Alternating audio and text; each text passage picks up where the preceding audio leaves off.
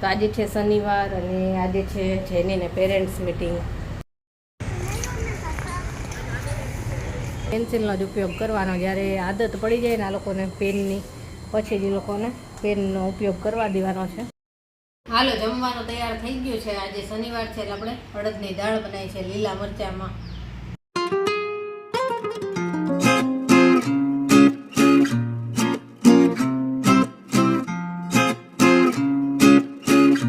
Good morning, જય શ્રી કૃષ્ણ. કેમ છો બધા? મજામાં જશો. તો આજે છે શનિવાર અને આજે છે જેનીને પેરેન્ટ્સ મીટિંગ. તો હું કેવિનના પપ્પા અને જેની ત્રણેય જાય છે સ્કૂલે. અને કેવિનના તો રેગ્યુલર સ્કૂલ ચાલુ જ છે. મીટિંગ હોય ને એટલે જેની રજા હોય. એને 10 વાગ્યાનો ટાઈમ આવ્યો છે. રોલ નંબર પ્રમાણે જે વારો હોય 10 થી 11નો ટાઈમ છે ને ટાઈમ થઈ ગયો છે તો જાય છે. અને કાલે પાછી કેવિનની મીટિંગ આવશે અને ટ્યુશનની મીટિંગ. સન્ડે હોય અને મીટિંગ હોય ને એટલે પછી આખો ટાઈમ બધો એમાં જ જાય. એટલે હવે છોકરાઓની બધી મીટિંગો ચાલુ થઈ ગઈ. વરસ ચાલુ થયો ને જેનીની હોય એની પતે તો કેવિનની હોય, વારાફરતી ચાલુ જ હોય. હાલો, ટાઈમ થઈ ગયો છે અને નીકળી છે. એ તો તૈયાર થઈને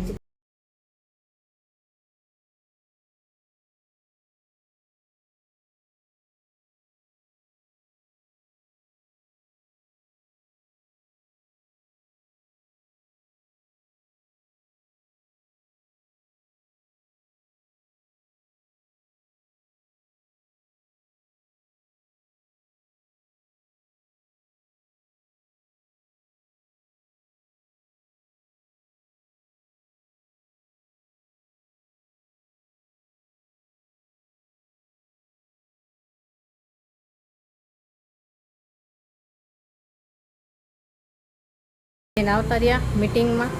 ના તો પહેલી જ મીટિંગ હતી એટલે આમાં તો શું બધી ઇન્ફોર્મેશન આપે કે શું કરવાનું છે, કઈ રીતે બધું નોટ્સને બધું કરવાનું છે એ બધું કહે.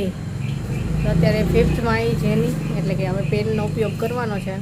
પણ પહેલેથી જ પેનનો ઉપયોગ નથી કરવાનો. પહેલાં તો છે ને રફ નોટમાં પેનનો ઉપયોગ કરાવવાનો છે.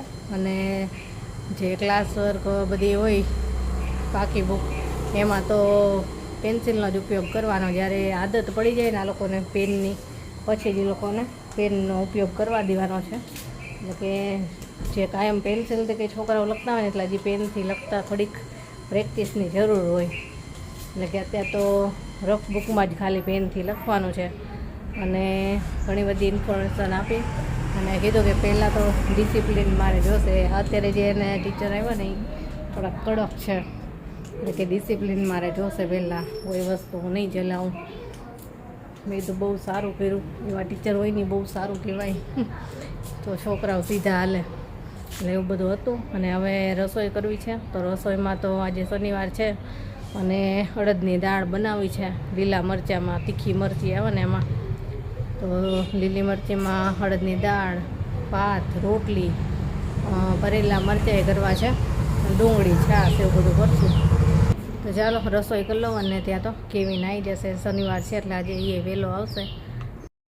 દાળ બફાઈ ગઈ છે. અને હવે છે ને આપણે બીજા વાસણમાં વઘાર કરી અને આમાં નાખી દઈશું કાળી અડદની દાળ.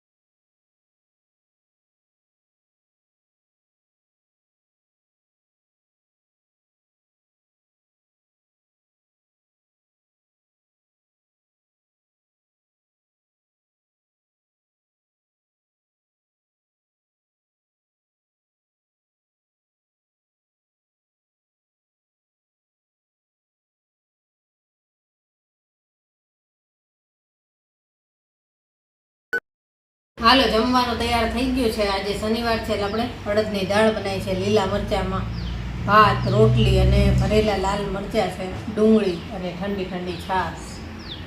આટલું બનાવ્યું છે. અને લીલા મરચાંમાં દાળ બનાવવાની બહુ મસ્ત બને.